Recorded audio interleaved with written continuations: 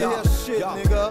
Jeg kigger op, det trækker op til uvejr. For sorte tanker, hvis vi søster sidder og spiller klaver. Se mit liv flash som en karriere, bryder alle barriere. Det er fucking Jay, jeg kan ikke lade være med at fortælle, hvor gaden den har vist mig i retning mod pladser. Men så gik jeg forbi mig, jeg kunne også vise dig et par mennesker, der lever livet en lille smule mere end en børneleg.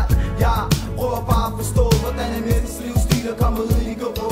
Jeg vasker TV alle eller kun de få. Folk har alt for mange ting, som de alle prøver at nå.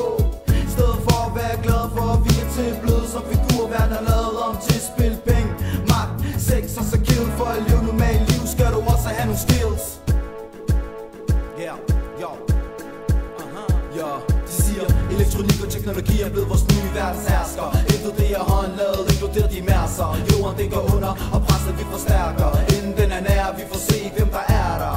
Hvem overlever, hvem står til sidst, hvem får det røde sæt, hvem får det i hvidt. Måske er du dømt til at leve 100 år, var pyrbit. Men hey, vågn nu op fra det mareridt. Men seriøst, synes du livet, det er glamourøst. Alle mennesker render rundt nervøs, ruster ved mødet med en fremmed mand, som om de frøste til at grine over.